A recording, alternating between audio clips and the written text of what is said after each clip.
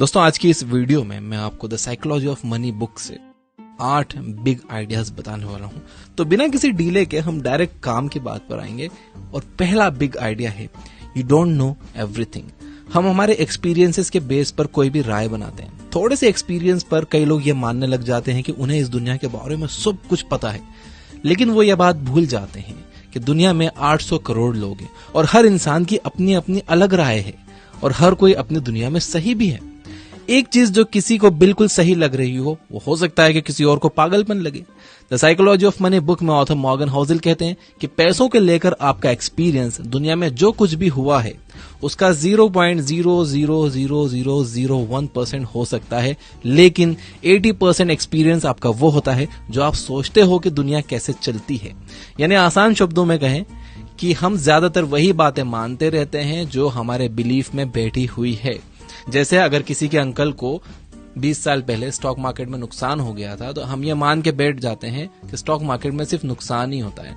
जैसे अगर किसी के मामा को रियल एस्टेट में नुकसान हो गया तो हम ये मान कर बैठ जाते हैं कि रियल एस्टेट में तो नुकसान ही होता है। किसी के भाई का बिजनेस डूब गया तो हम ये मान के बैठ जाते हैं कि बिजनेस तो बिल्कुल नहीं करना है। एक और एग्जांपल देता हूं। 1970 में पैदा हुए लोगों ने इंडेक्स फंड का बूम देखा होगा। उन्हें इंडेक्स फंड सबसे अट्रैक्टिव इन्वेस्टमेंट लगेगा, जबकि 90s में पैदा होने वाले लोगों को क्रिप्टो करेंसी अट्रैक्ट कर सकती है। तो कहने का मतलब यह है कि आपको खुद को लिमिट नहीं करना चाहिए। आपको सिर्फ अपने एक्सपीरियंसेस के बेस पर फाइनेंशियल डिसीजन नहीं लेने चाहिए, बल्कि आपको फाइनेंशियल किताबें पढ़नी चाहिए, वीडियोस देखनी चाहिए, सेमिनार्स अटेंड करने चाहिए। जहां से भी आप दूसरों के एक्सपीरियंसेस से सीख सकते हो, जहां से भी आपको और इन्फॉर्मेशन मिल सकती है, आपको पूरी कोशिश करनी चाहिए वो इन्फॉर्मेशन लेने के लिए। और फिर आपको अपने फाइनेंशियल डिसीजन इस इन्फॉर्मेशन और एक्सपीरियंसेस के बेस पर लेने चाहिए, इमोशन के बेस पर नहीं। Second big idea, nothing is as good और as bad as it seems. ये दुनिया इतनी ज्यादा कॉम्प्लिकेटेड है कि हमारा दिमाग भी इसे पूरी तरह से समझ नहीं सकता और अक्सर हमारे एक्शंस के रिजल्ट्स हमारे हाथ में नहीं होते। हमारा रिजल्ट्स पर कोई कंट्रोल नहीं होता। जैसे कि मान लो कोई एंटरप्रेन्योर है, उसने एक बहुत अच्छा प्रोडक्ट बना लिया है। अब उसे लग रहा है कि टाइमिंग भी सही है और कंज्यूमर सेंटिमेंट भी उसके फेवर में, लेकिन कोई डिजास्टर आ जाता है और सारा मार्केट डिस्टर्ब हो जाता है और उस एंटरप्रेन्योर का प्लान बेकार हो जाता है, जैसे कि 2020 में कोविड के दौरान हुआ था। ऐसे रिस्क का कोई अंदाजा नहीं लगा सकता। ऑथर मॉर्गन हाउसेल कहते हैं कि नथिंग इज एज गुड और as bad as it seems. यानी जो दिख रहा है वो उतना अच्छा या उतना बुरा नहीं होता। जब भी आप फाइनेंशियल डिसीजन लो, चाहे खुद के लिए या दूसरों के लिए, आपको उसमें लक और रिस्क को ध्यान में रखना चाहिए। कोई भी एक सक्सेस स्टोरी सुनकर, किसी की स्टोरी फोर्ब्स में देखकर डिसीजन नहीं लेना चाहिए, या किसी का एक फेलियर सुनकर आइडिया भी ड्रॉप नहीं करना चाहिए। हो सकता है कि उन लोगों को किसी आउटसाइड रीजन की वजह से सक्सेस मिली हो या फेलियर मिला हो। इसे सर्वाइवरशिप बायस कहते हैं। इस पर मैंने एक बहुत ही इन्फॉर्मेटिव वीडियो बनाई है जो आपके सोचने का तरीका बदल देगा। मैं यहाँ आई बटन में लिंक दे दूंगा, डिस्क्रिप्शन में भी दे दूंगा, आप वो जरूर देखना। आप इस पूरे टॉपिक को समझ लोगे कि किसी भी एक सक्सेस को देखकर या किसी एक फेलियर को देखकर अपने परमानेंट डिसीजन नहीं लेने चाहिए। आपको करना यह है कि अपने गोल्स तक पहुंचने के लिए काम करते रहो, गलतियों से सीखो, अपनी भी और दूसरों की भी। दूसरों की गलतियों से सीखना बहुत जरूरी है। अगर आप सिर्फ अपनी ही गलतियों से सीखोगे तो आपकी जिंदगी छोटी पड़ जाएगी। और कभी भी सक्सेस को सर पर मत चढ़ने दो और फेलियर से डिस्करेज भी नहीं होना है। थर्ड आइडिया है how much is enough for you. इस इकोनॉमी में और साथ ही हाईएस्ट इन्फ्लेशन में एक जॉब पर डिपेंड होना बिल्कुल अच्छा आइडिया नहीं है। एक साइड हसल होना बहुत अच्छा है और उससे भी अच्छा है कि आपकी मल्टीपल इनकम स्ट्रीम्स हो।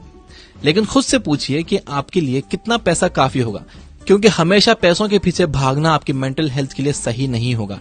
ये माइंडसेट आपको लालच की तरफ ले जाएगा और लालच ने अच्छे अच्छे स्मार्ट लोगों को बर्बाद किया है पास्ट में। इस जाल से बचने के लिए ऑथर मॉर्गन हाउसेल 2 प्रैक्टिकल तरीके बताते हैं। Number 1, stop moving the goal posts. अपने लिए एक फिक्स फाइनेंशियल गोल सेट करो और जब आप उसे अचीव कर लो तो आराम करो। अपने हार्डवर्क से मिले रिजल्ट को एंजॉय करो। आप तब तक खुश रहोगे जब तक आप अपने एक्सपेक्टेशंस को काबू में रखोगे। Number 2, never compare yourself to others. आपकी लाइफ आपकी है। आपको यहां तक लाने वाले थॉट्स आपके हैं, ओपिनियंस आपकी हैं, डिसीजंस आपके हैं। इसलिए खुद को दूसरों से कंपेयर करने का सवाल ही नहीं उठना चाहिए।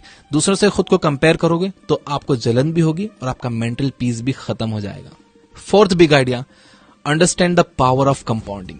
इस यूनिवर्स में एक प्रोसेस चलती है जिसके हिसाब से आपके एक कदम का रिजल्ट आपके अगले कदम की सीढ़ी की तरह होता है।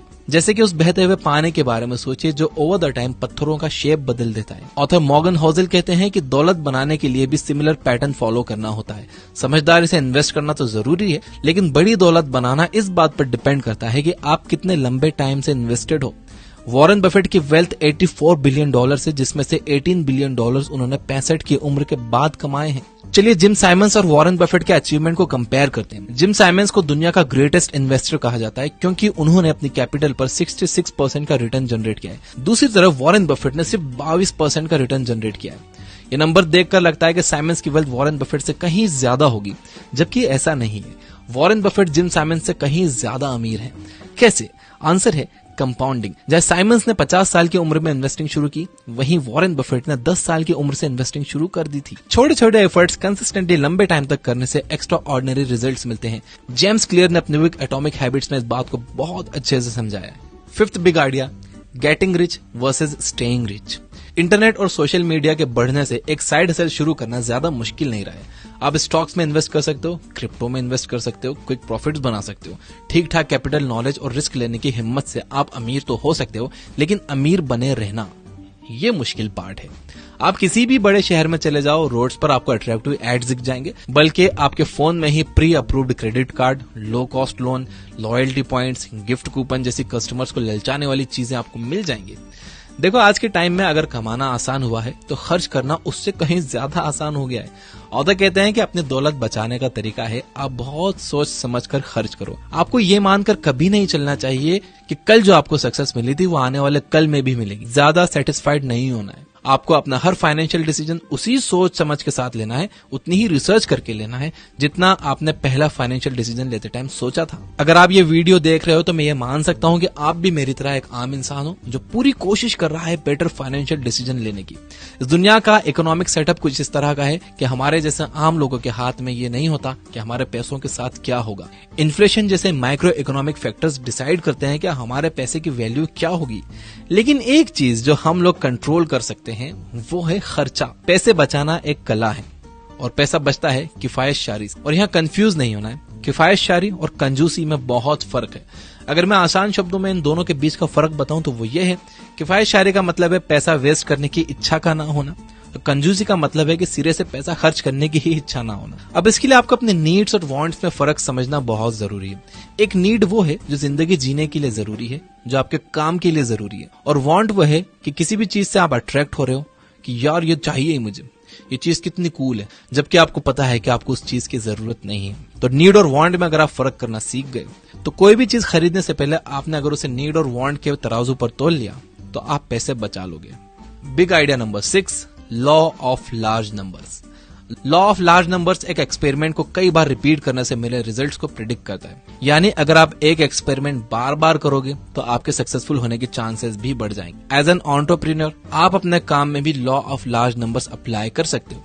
10x बड़ा सोचो, 10x ज्यादा मेहनत करो।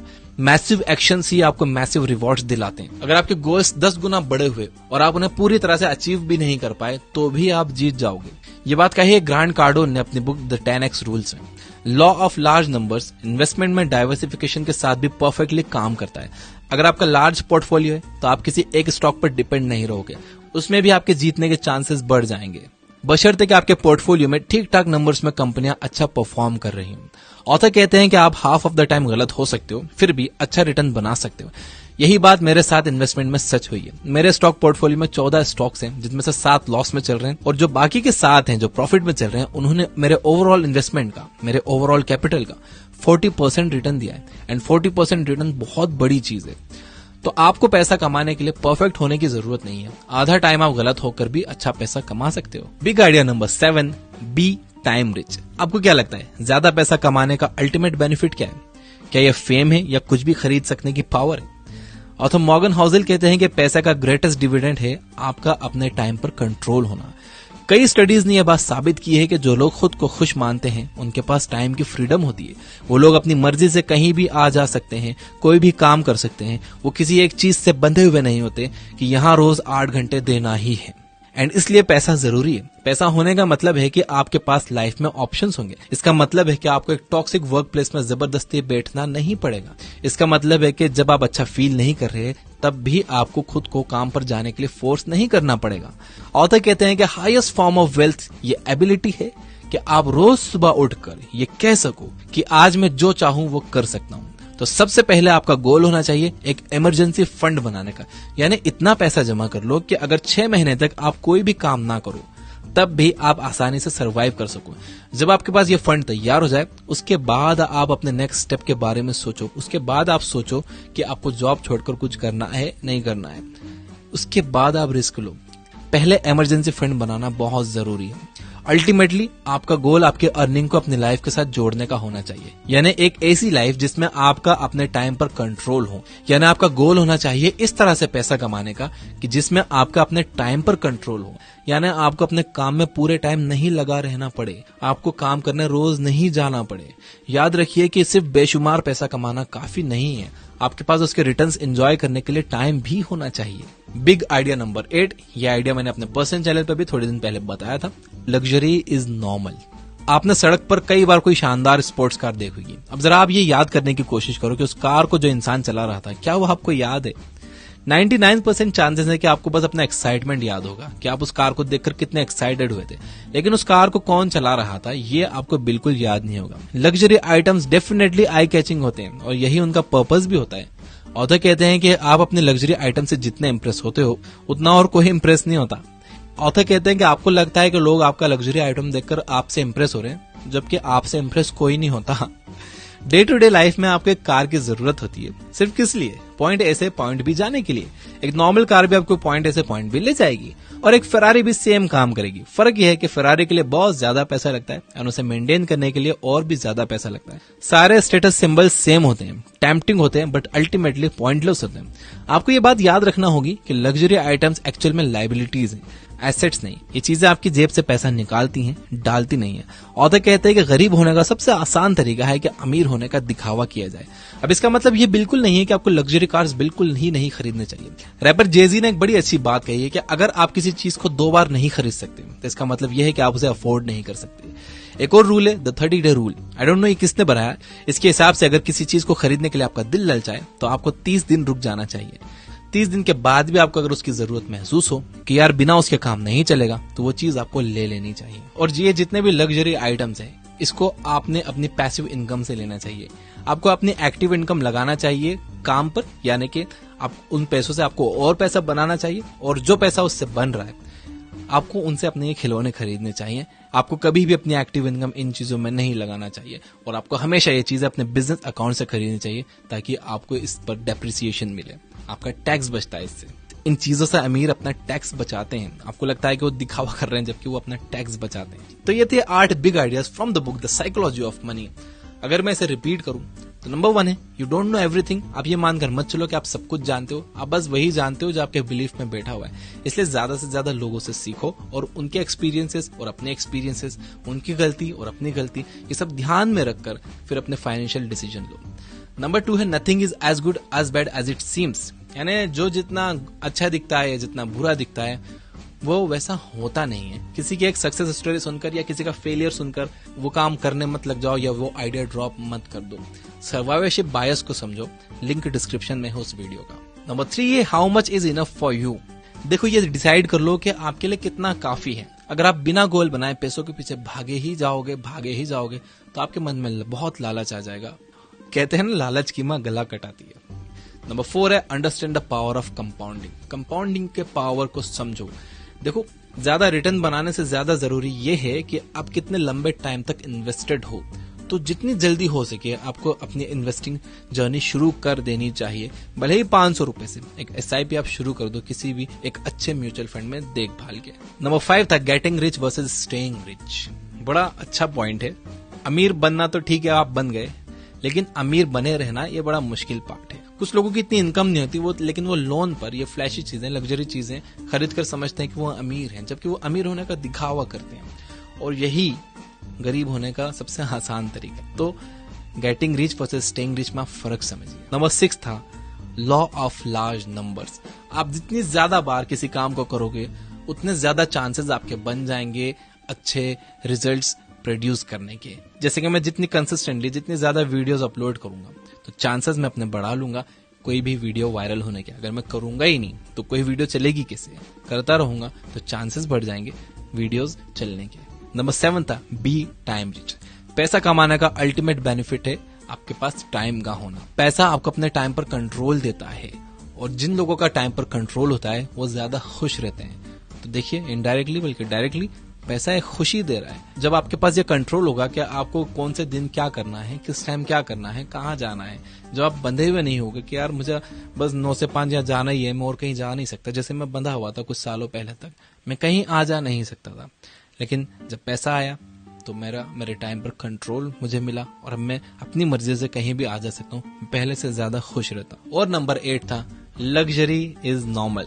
याद रखिए कि अगर आप कोई बस दिखाने के लिए कार खरीदने की सोच रहे हो, कोई भी चीज दिखाने के लिए खरीदने की सोच रहे हो, लोग उससे इंप्रेस नहीं होते, लोग आपको नहीं देखते, लोग आपकी वो गाड़ी देखते हैं। आप अपनी वैल्यू बढ़ाओ कि आप पैदल भी चलो तो लोग आपको देखें, आप साइकिल पर भी चलो तो लोग आपको देखें।